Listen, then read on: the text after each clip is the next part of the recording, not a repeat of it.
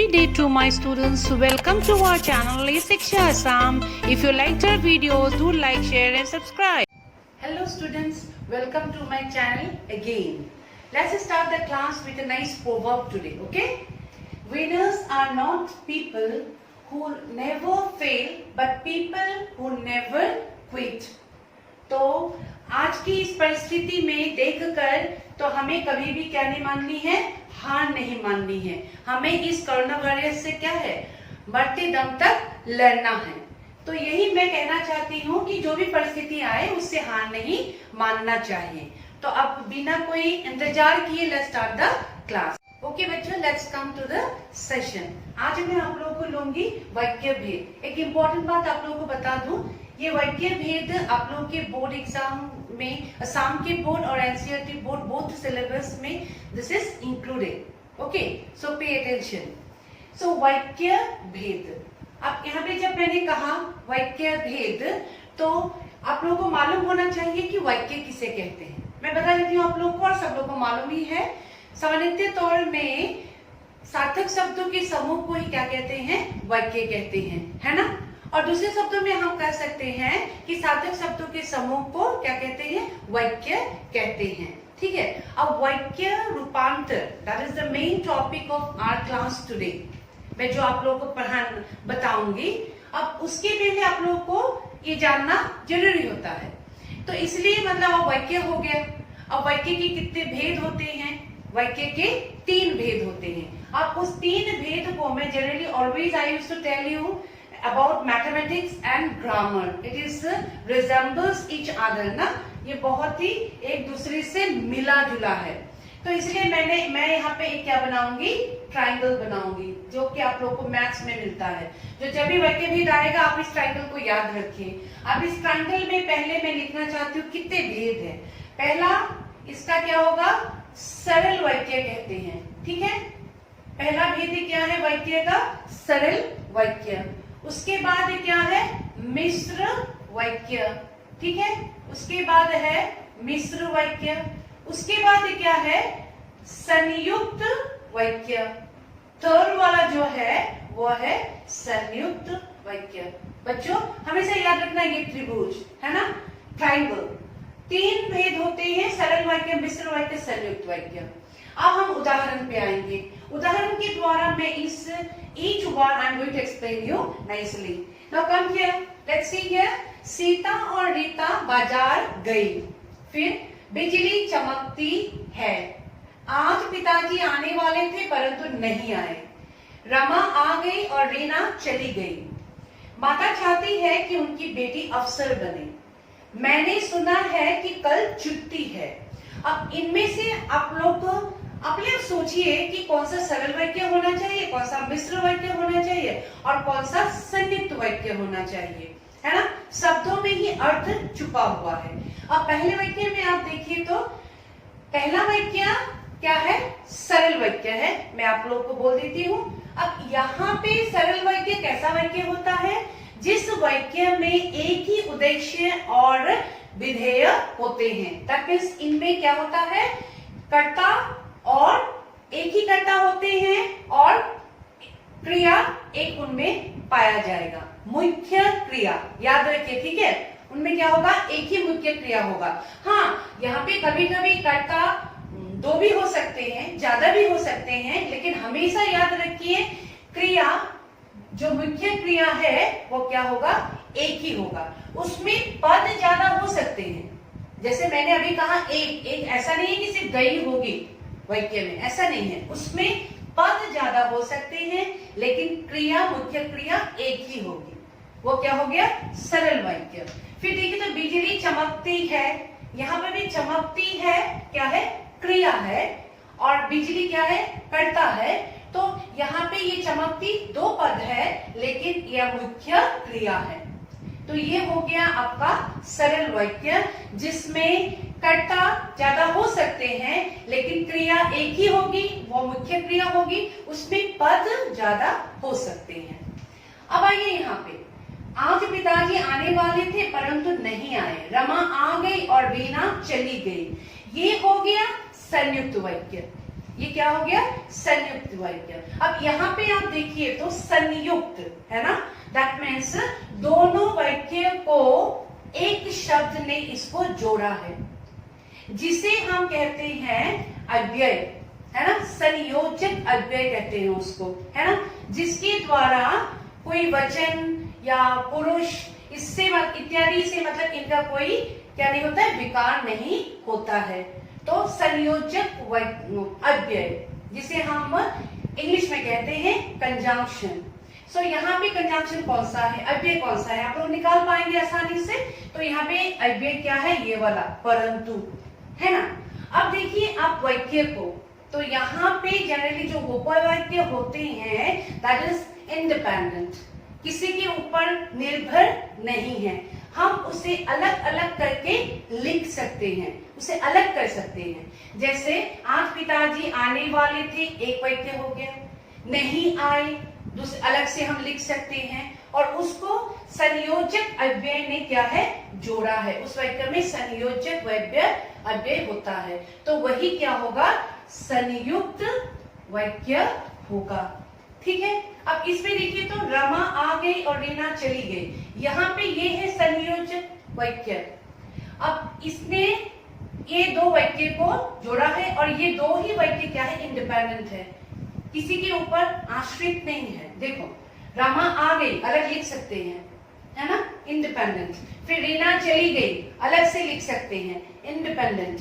तो जब ऐसे वाक्य आप लोग देखेंगे जिसमें संयोजक अव्यय होते हैं और वहां पे जो उपवाक्य होते हैं उसका वो इंडिपेंडेंट है, तब उसे हम क्या कहेंगे, संयुक्त वाक्य कहेंगे। अब आइए मिश्र वाक्य में। ठीक है, माता चाहती है कि उनकी बेटी अफसर बने। अब इस वाक्य में आप देखिए यहाँ पे एक प्रधान वाक्य है और एक क्या है, उपवाक्य है। ठीक है, और जो शेष उपवाक्य है वो प्रधान वाक्य में क्या है, निर्भर है, आश्रित है। बिना उस वाक्य के वो वाक्य क्या होगा, पूरा नहीं होगा। तो माता चाहती है, क्या चाहती है, उनकी बेटी अफसर बने। तो ये जो उपवाक्य है ये इसके ऊपर क्या है, आश्रित है, इस प्रधान वाक्य के ऊपर क्या है, आश्रित है। जब ऐसे आश्रित वाले वाक्य आप लोगों को दिखाई पड़ेंगे तब वो सीधा क्या हो जाएगा, मिश्र वाक्य हो जाएगा। ठीक है।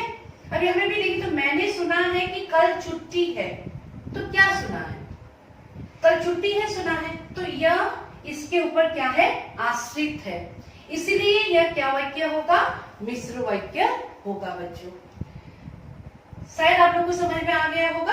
अब मैं आप लोगों को परिभाषा दे देती हूँ। अब उसी ट्रायंगल को मैंने इस तरह से लिख के आप लोगों को दिखाया है। ठीक है, आप लोग देख सकते हैं यहाँ पे मैंने पहले भी कहा है वाक्य के भेद, रचना की दृष्टि से वाक्य के 3 भेद होते हैं। सरल वाक्य, जिन वाक्य में एक क्रिया होती है भले ही एक से अधिक कर्ता हो, यह मैंने यहाँ पे ऐड कर दिया है ताकि आप लोग को याद रहे। ऐसे भी आप लोग परिभाषा लिख सकते हैं। अब मैंने यहाँ पे उदाहरण रखा है, महाराष्ट्र केसरी शिवाजी एक धर्म रक्षक वीर थे। अब आप लोग जल्दी जल्दी बताइए तो यहाँ पे उद्देश्य कौन सा होगा, क्योंकि इस वाक्य को देखकर आप लोग को लगेगा कि यह सरल वाक्य कैसे हुआ, लेकिन यहाँ पे एक ही क्रिया है और एक ही कर्ता है, उद्देश्य एक ही है और विधेय आपको ढूंढना है। तो यहाँ पर उद्देश्य है, कर्ता है शिवाजी और क्रिया कौन सा है, थे सिर्फ। मैंने पहले वीडियो में आप लोग को ये सेशन में करके रखा है, वाक्य का विस्तार न आप लोगों को सिखाया था। वहां पे यहाँ पे महाराष्ट्र केसरी शिवाजी कर्ता का क्या है, कर्ता विस्तार है। फिर एक धर्मरक्षक वीर थे। अब ये जो थे है ये यहाँ पे क्या है, क्रिया है। अब वो धर्मरक्षक क्या थे, वीर थे। यहाँ पे वो कर्म पर, वीर कर्म पर पड़ रहा है और यहाँ पे थे क्या है, क्रिया है। तो यह क्या हो गया, सरल वाक्य हो गया, क्योंकि इसमें एक ही क्या है, क्रिया, कर्ता और क्रिया है। याद रखिए, जिन वाक्य में एक क्रिया होती है, मुख्य क्रिया, और उस क्रिया के साथ पद ज्यादा हो सकते हैं, मैंने पहले भी कहा है, दैट मीन्स वो जो विस्तार है ना वो क्रिया के साथ ही आ सकते हैं। ठीक है, तो वो क्या हो जाएगा, सरल वाक्य हो जाएगा। कंफ्यूजन मत होइए, ठीक है, कभी कभी बच्चे इसमें कंफ्यूज हो जाते हैं कि ये सरल वाक्य कैसे हुआ। जब थोड़ा लंबा वाक्य हो जाता है तो बच्चों को थोड़ा मुश्किल होता है वहां से निकालने के लिए कि उद्देश्य कौन सा है, विधेय कौन सा है। तो इसलिए मैंने ये आप लोग के लिए उदाहरण जानबूझकर रखा है ताकि आप लोग कंफ्यूज ना हो। ठीक है, अब दूसरे में आइए, संयुक्त वाक्य। जिन वाक्य में सभी उपवाक्य समान स्तर के होते हैं, इंडिपेंडेंट मीन्स, और कोई किसी पर आश्रित नहीं होता, it's not dependent to another sentence, है ना। सो निर्भर नहीं है। जैसे मैंने कहा था हम गए और तुम आए, यहाँ पे और क्या है, संयोजक अव्यय है ना। इसे समुच्चय बोधक अव्यय भी कहते हैं, कंजंक्शन। तो यहाँ पे हम गए एक वाक्य हो जाता है उपवाक्य, तुम आओ दूसरा उपवाक्य हो जाता है। ये दोनों हम इंडिपेंडेंटली लिख सकते हैं, इसलिए ये क्या है, संयुक्त वाक्य है। संयुक्त वाक्य में बच्चों को इतना मुश्किल नहीं होता है निकालने के लिए, लेकिन सरल वाक्य और मिश्र वाक्य में कभी कभी बच्चे लोग क्या हो जाते हैं, मतलब पजल हो जाते हैं। अब यहाँ पे तो मिश्र वाक्य, जिन वाक्यों में एक प्रधान वाक्य एवं दूसरा आश्रित उपवाक्य होता है, यहाँ पे आश्रित नहीं होते हैं, संयुक्त होता है सिर्फ दो वाक्य। यहाँ पे लेकिन एक वाक्य के ऊपर दूसरा वाक्य क्या है, निर्भर है। Very important. जब तुम चित्र देख रहे थे तब मैं अपनी पुस्तक पढ़ रहा था। समझ में आया? अब देखिए तो इस प्रधान वाक्य के ऊपर ये वाक्य क्या है, निर्भर है। ठीक है, इसको हम अलग अलग नहीं कर सकते। तो ऐसा वाक्य क्या हो जाएगा, मिश्र वाक्य हो जाएगा। तो ये हो गया आपका क्या, सरल वाक्य, संयुक्त वाक्य, मिश्र वाक्य की परिभाषा आप लोग लिख सकते हैं। अब हमें वाक्य क्या करना है, रूपांतर करना है। वाक्य के अर्थ एवं भाव में बिना बदलाव लाए उसे दूसरे वाक्य में बदलना क्या कहते हैं, वाक्य रूपांतर कहलाता है। ओके, उसे वाक्य रूपांतर कहलाता है। तो अभी हमें इन वाक्यों में देखना है, जब भी हम वाक्य को एक वाक्य से दूसरे वाक्य में बदलेंगे तो उसके अर्थ एवं भाव में कोई बदलाव नहीं होना चाहिए। ठीक है बच्चों, अभी यहाँ पे देखिए, मैंने यहाँ पे लिखा नहीं है कौन सा सरल वाक्य है, कौन सा संयुक्त, कौन सा मिश्र। Let's see children, you can find out or not. Okay, जैसे मैंने लिखा, उसने अपने मित्र का पुस्तकालय खरीदा। अब ये कौन सा वाक्य हो सकता है, आप लोग देखिए तो यहाँ पे क्या है, एक उद्देश्य है और विधेय है, दैट मीन्स क्रिया, कर्ता, क्रिया एक है और कर्ता, है ना। अब मालूम चल गया आप लोगों को, उसने अपने मित्र का पुस्तकालय खरीदा, उसने, है ना। तो इसको अभी ये क्या है, सरल वाक्य हो गया। अब इस सरल वाक्य को अभी आपको मैंने ये क्या लिखा है, उसने उस पुस्तकालय को खरीदा जो उसके मित्र का था। अब ये मैंने किस में बदला है, आप लोगों को मालूम होना चाहिए। अब इसको मैंने किस में बदला है, मिश्र वाक्य में बदला है। ठीक है, अब इस वाक्य में भी देखिए तो, अच्छे लड़के परिश्रमी होते हैं। परिश्रमी होते हैं क्या हो गया, क्रिया हो गया। अब लड़के क्या हो गया, कर्ता हो गया। तो ये क्या वाक्य है, सरल वाक्य है। इसको मैंने बदला है, देखो, जो लड़के अच्छे होते हैं वे परिश्रमी होते हैं। तो ये क्या वाक्य हो गया, यह वाक्य हो गया मिश्र वाक्य, है ना। एक वाक्य दूसरे वाक्य पर क्या है, आश्रित है। फिर सूर्योदय होने पर कुहासा जाता रहा, यह भी सरल वाक्य है। सूर्योदय हुआ और कुहासा जाता रहा। अब सूर्योदय हुआ एक वाक्य, कुहासा जाता रहा एक वाक्य है। अब दोनों ही उपवाक्य क्या है, एक दूसरे पर आश्रित नहीं है, और ये क्या है, संयोजक अव्यय है। तो अभी ये क्या वाक्य हो गया है, बोलिए तो बच्चों, ये वाक्य हो गया है संयुक्त वाक्य। तो सरल वाक्य से संयुक्त वाक्य में यह बदला गया है। ठीक है, ये वाक्य संयुक्त वाक्य, ये पहला वाला क्या है, मिश्र वाक्य में बदला गया है। अब यह वाक्य सरल वाक्य कौन से वाक्य में बदला गया है, संयुक्त वाक्य में बदला गया है।